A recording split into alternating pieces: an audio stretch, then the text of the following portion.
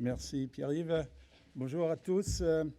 Je m'appelle Martin Pronk, responsable de communication numérique au musée Van Gogh à Amsterdam.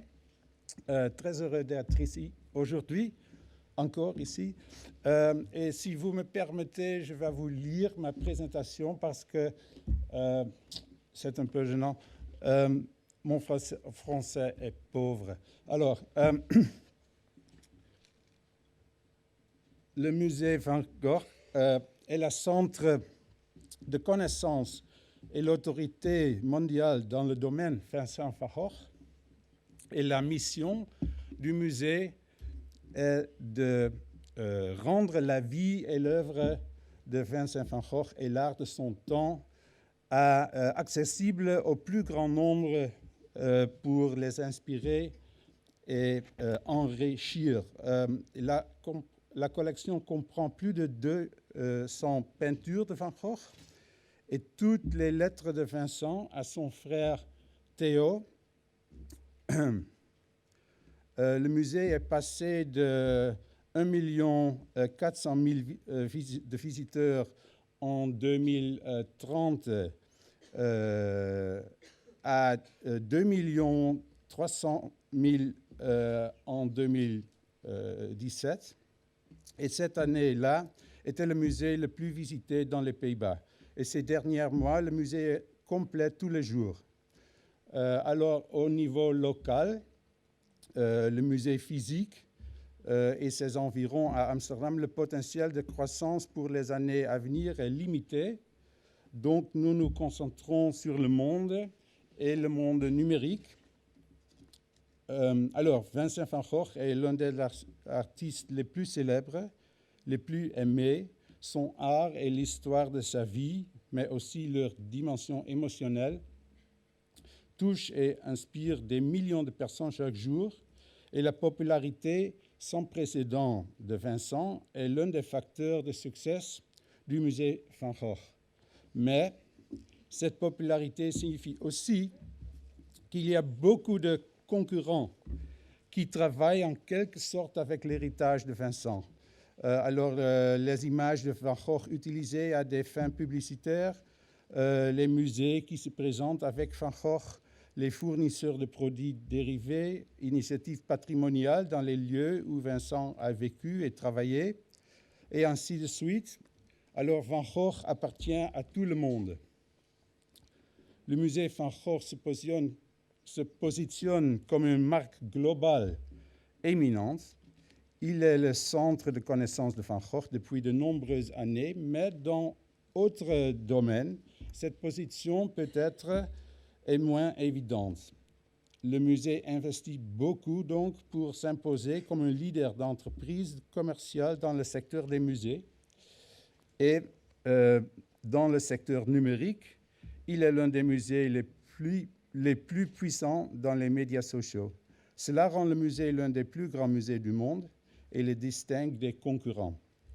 Et dans ces circonstances, le musée a consacré une attention considérable pour le développement des activités commerciales ces dernières années.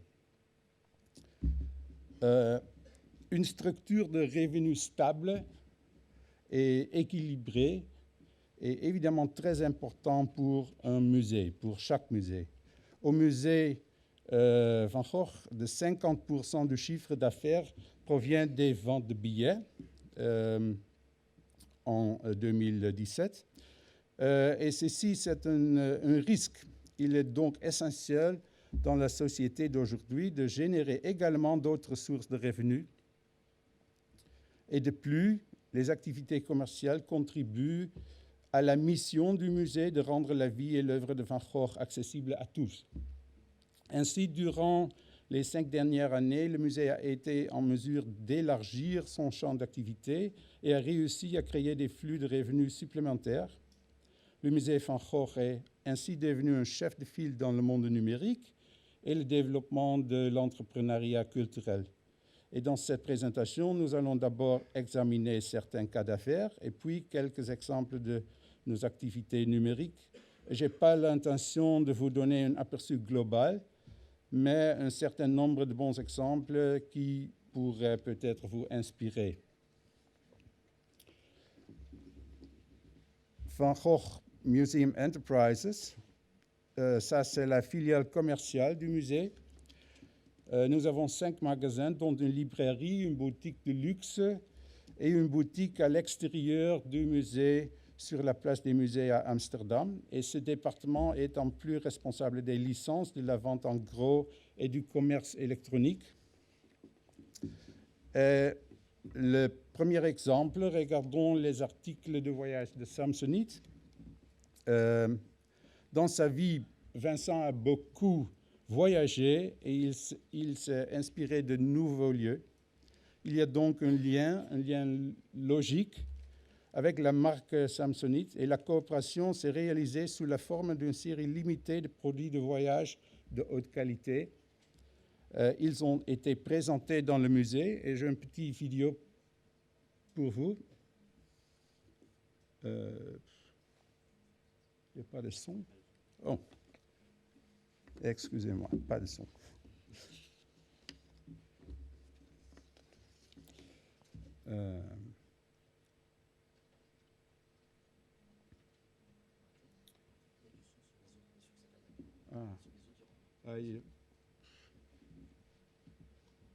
Vous avez l'idée, ça suffit, je pense. Pas de son. Le deuxième exemple. Notre autre exemple, c'est notre collaboration avec Vans. Cette marque a développé une ligne de vêtements et de chaussures.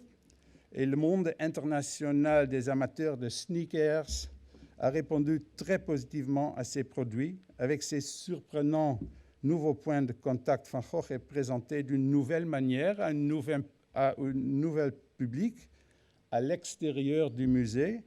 Et le slogan de Vans est « Off the Wall ». Et nous avons pris les peintures de Vincent du mur au sens figuré. Et cette collaboration est un bon exemple d'une connexion à un nouveau groupe cible dans l'endroit où il se trouve et de rencontrer activement de nouveaux clients. Et l'opération a été un grand succès puisque la plupart des produits Vans ont été rapidement vendus. Et j'ai encore une petite vidéo, et c'est une vidéo que nous avons produite pour Instagram. Van Gogh loved nature and sunflowers were one of his favorite subjects. He painted 5 large canvases with sunflowers in a vase, using different shades of yellow to demonstrate that it was possible to create an image with numerous variations of one single color. Voilà. Et chercher le groupe cible là où il se trouve, c'est ce que nous faisons également avec notre pop-up tour. C'est un concept interactif qui traverse les centres commerciaux de différentes villes aux États-Unis. Et les personnes qui ne peuvent pas visiter le musée Van Gogh peuvent profiter des éditions du musée Van Gogh, Van Gogh Museum Editions. Ce sont des copies exclusives des peintures de Van Gogh de haute qualité. Et le pop-up est un ajout précieux temporaire à l'offre du centre commercial.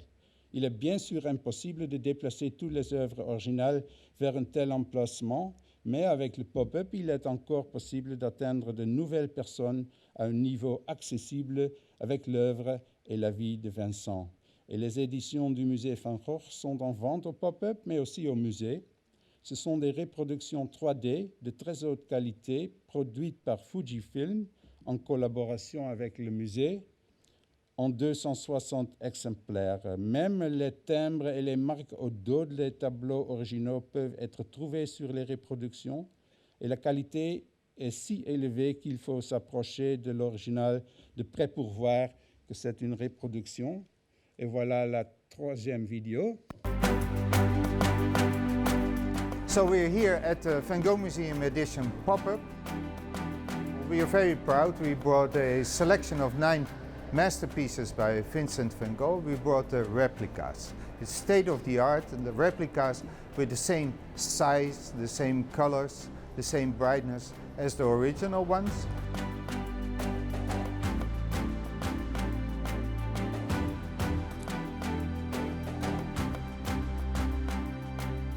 think this is a wonderful experience. I'm so glad that the Van Gogh Museum was able to bring this wonderful addition to the U.S.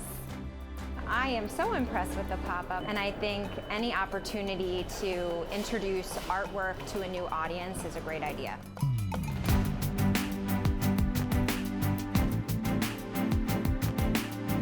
And I would like to invite you to see the Van Gogh Museum Editions pop-up and to visit us, and I'm sure you're going to like it. Voilà. And now for something completely different. Vincent le vendredi, Vincent on Friday, un autre type de projet. Tous les derniers vendredis du mois, il y a une soirée club au musée destinée à un groupe cible plus jeune d'Amsterdam. Un billet régulier est nécessaire pour ce club. En moyenne, 2200 personnes rejoignent Vincent le vendredi. Chaque édition a un thème rempli de performances, de comédies, DJs, plus encore. Et ceci est aussi une plateforme pour les artistes qui montrent comment ils ont été inspirés par Van Gogh. Et Vincent le vendredi est un moyen d'atteindre un public qui est intéressé, mais qui n'aurait peut-être pas visité le musée de manière normale au cours de la semaine. Et Vincent le vendredi est avant tout une activité sociale. Vous allez au musée avec vos amis et vous rencontrez d'autres personnes. Et Vincent le vendredi est aussi une connexion supplémentaire entre le musée et la ville d'Amsterdam. Et ça, c'est très important pour nous parce que des milliers de touristes étrangers viennent au musée, mais nous ne voulons pas oublier les Hollandais et les Amsterdamais, et nous chérissons notre lien avec la ville. Alors, je vais vous montrer encore une vidéo. Et c'est une édition de Vincent de vendredi avec la coopération d'un club fameux en Amsterdam.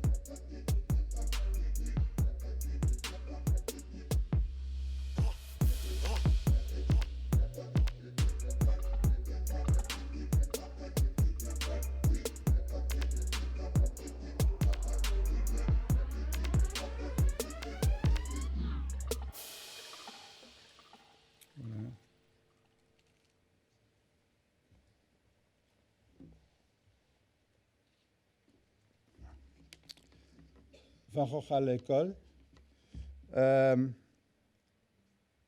D'ailleurs, dans les lettres de Vincent, vous trouvez de nombreuses citations sages pour chaque occasion, je pense. Environ 10% du public du musée est composé d'enfants.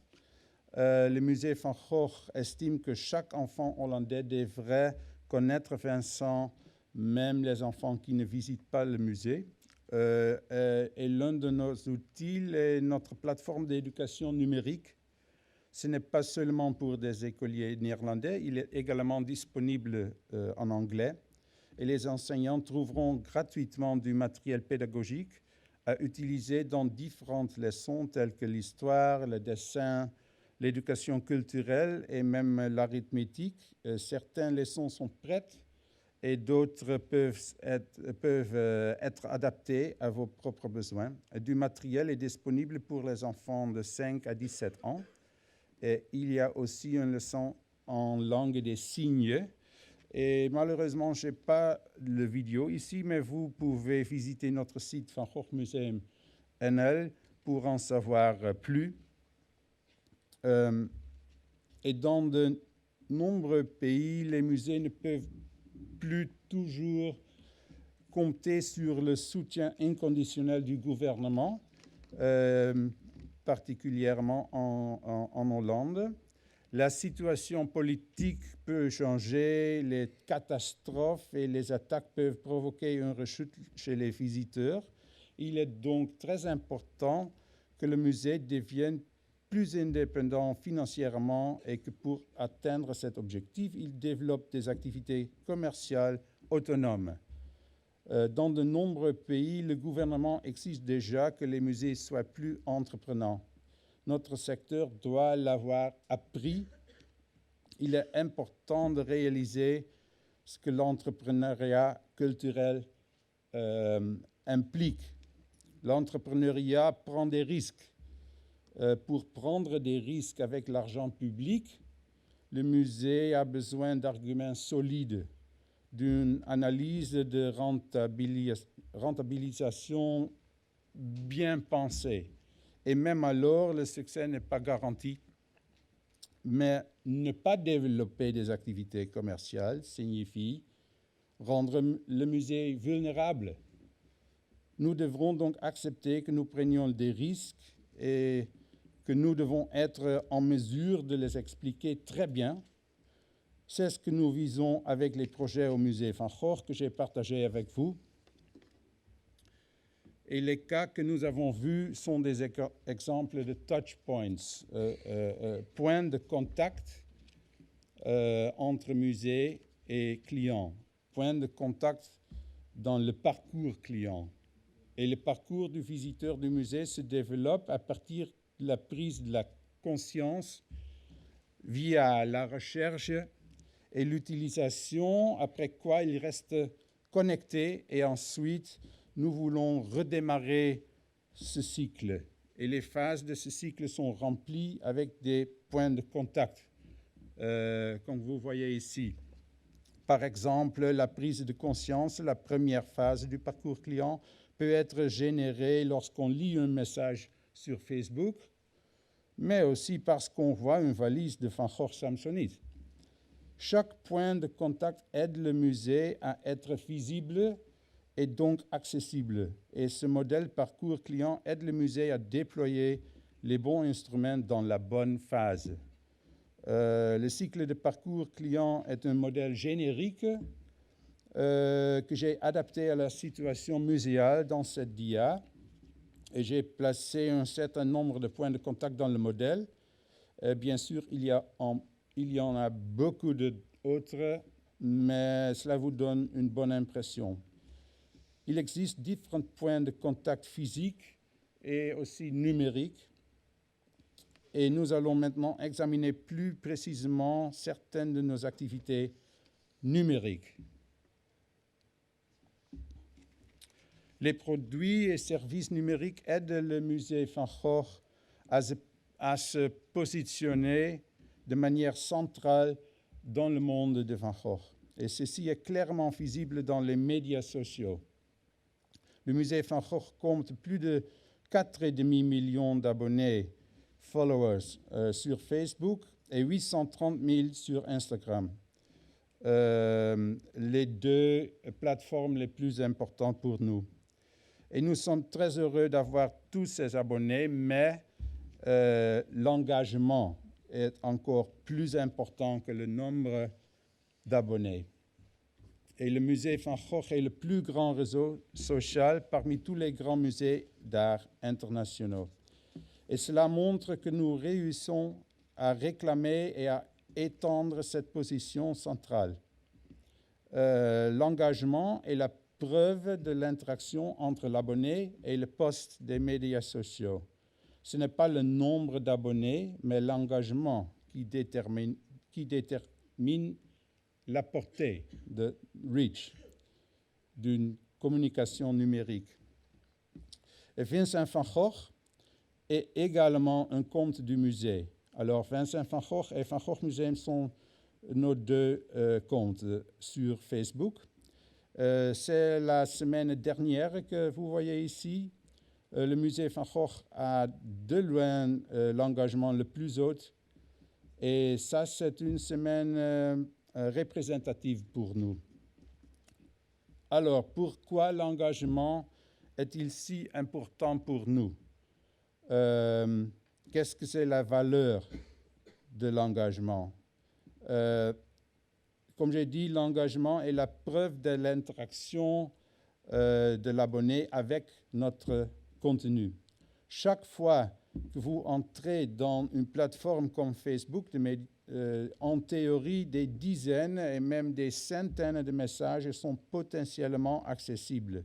Mais l'algorithme de plateforme, l'algorithme de Facebook, préfiltre la plupart d'entre eux. Donc, ils ne vous atteignent jamais.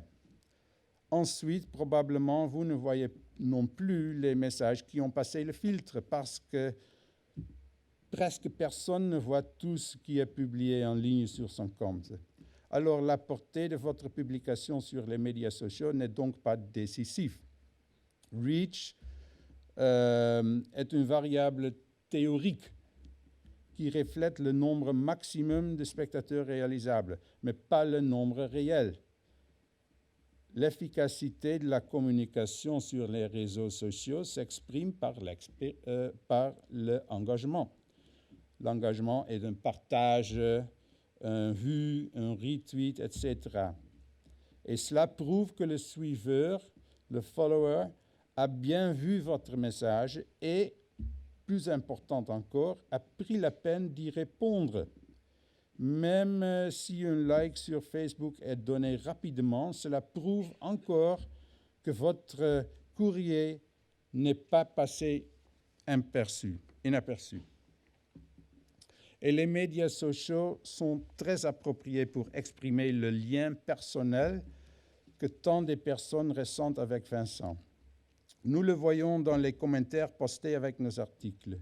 Dans les médias sociaux d'autres musées d'art, les commentaires portent généralement sur des œuvres d'art. Au musée Van Gogh, ils portent sur Vincent. Les émotions stimulent l'engagement sur les médias sociaux. Et Vincent van Gogh évoque des émotions positives.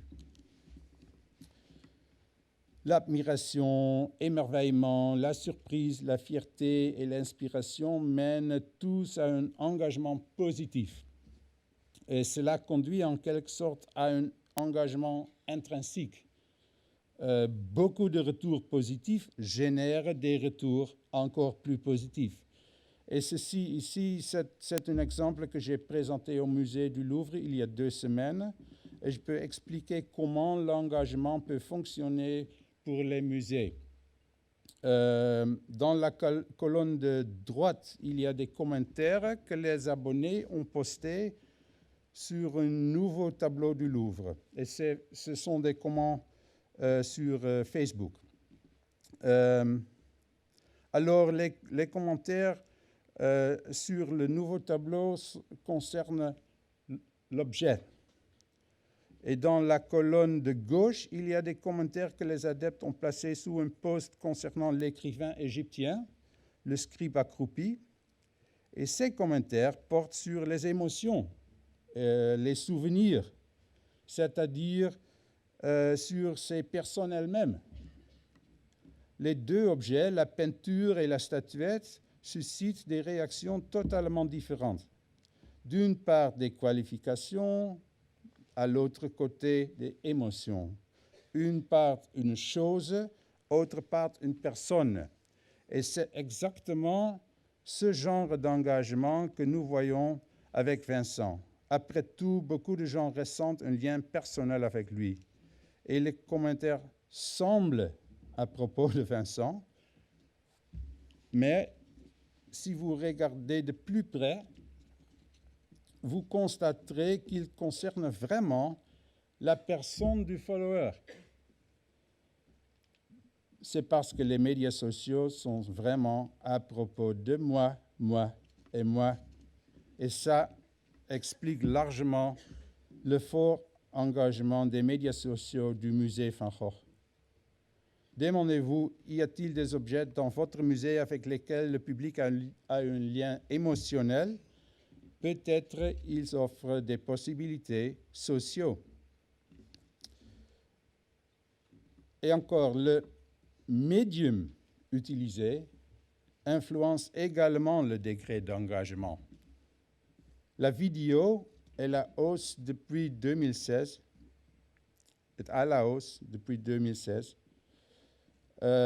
Donc, Internet d'abord nous a transformés en journalistes, puis en photographes, et bientôt nous sommes tous des réalisateurs.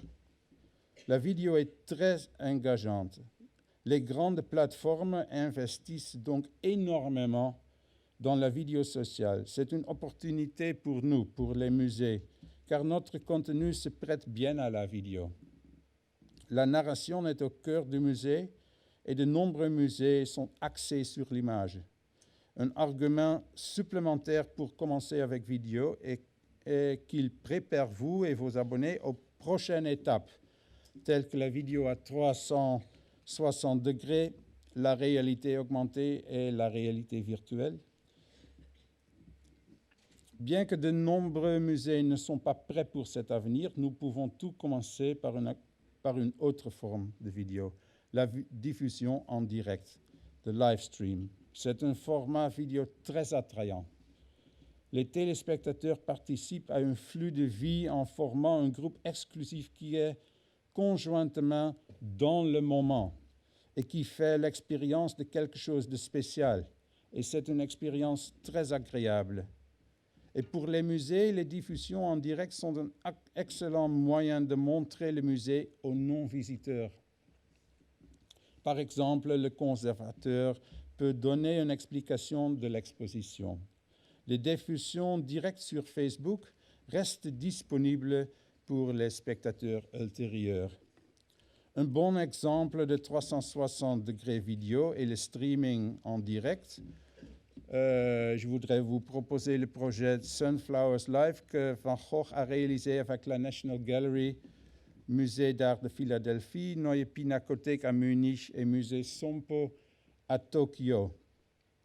Une salle de musée virtuelle avec 5 versions des célèbres tournesols de Vincent van Gogh, des tableaux qui ne se rencontreront jamais vraiment dans la vie. Commentaire de mon collègue Willem van Gogh, arrière-petit-fils de Theo, le frère de Vincent. Suite à une série de live streams des 5 musées, chacun avec une explication de leur propre tournesol, atteignant 45 millions de personnes.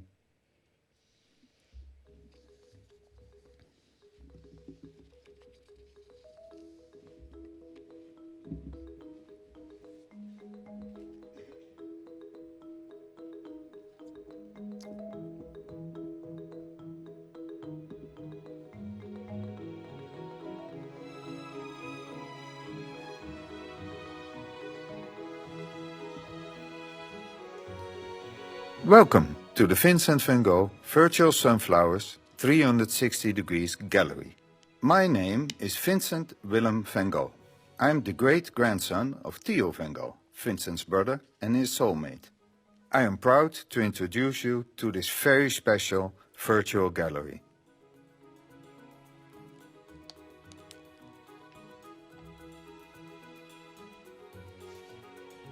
Hello, I'm Gabriele Finaldi, the director of the National Gallery. Welcome to Trafalgar Square.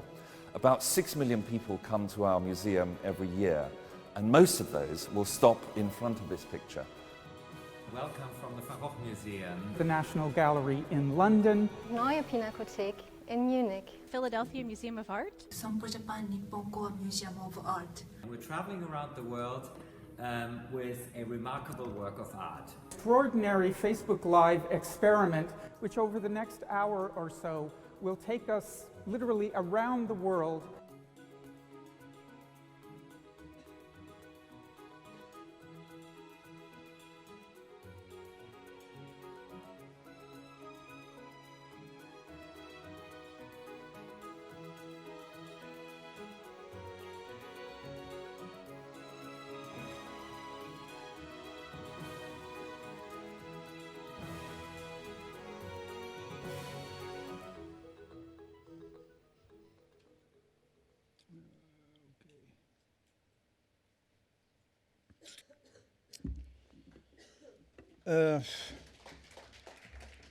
Merci. Alors, pourquoi les médias sociaux sont-ils réellement importants pour votre musée? Cette graphique. L'année dernière, nous avons passé en moyenne, tout le monde, en moyenne 2 heures par jour sur les médias sociaux, y compris les services de messagerie comme Messenger et WhatsApp. Alors, ce sont 2 heures que nous n'avons pas participé à des visites de sites web. Mais ce n'est pas seulement le temps que nous consacrons aux médias sociaux qui influencent l'utilisation des sites web. L'utilisation des médias sociaux a également radicalement changé nos habitudes numériques. Nous sommes devenus encore plus impatients. Nous répondons principalement. S'il n'y a pas de la satisfaction instantanée, nous sommes déjà partis. Qu'est-ce que cela signifie pour le site web d'un musée? Depuis 2005, les musées ont numérisé leurs collections, ils ont développé des différents produits numériques et presque tous les sites web de musées proposent désormais une collection numérique sous une forme ou une autre. Mais pendant les musées travaillaient sur leur site web et apps, le public a migré vers les médias sociaux. Il y a donc simplement moins de visiteurs potentiels pour le site web du musée. Cela implique le risque que le site du musée soit de plus en plus visité par des habitués. Et ce développement se poursuit lentement, mais vous devez vous y préparer. Qu'est-ce que c'est le rôle du site web du musée à l'avenir? Alors, il est impossible de présenter l'ensemble du musée via les médias sociaux. Les médias sociaux sont fragmentés en fonction du lieu, de la personne, de l'heure et du type de contenu. Pour présenter l'ensemble de la collection numériquement, le site reste très important. Là, nous pouvons établir des liens, ajouter de la profondeur et distinguer les groupes cibles. Pensez-y comme ça. Les médias sociaux sont comme des snacks. Ceux qui ne mangent que des snacks ne découvriront jamais la richesse de la cuisine.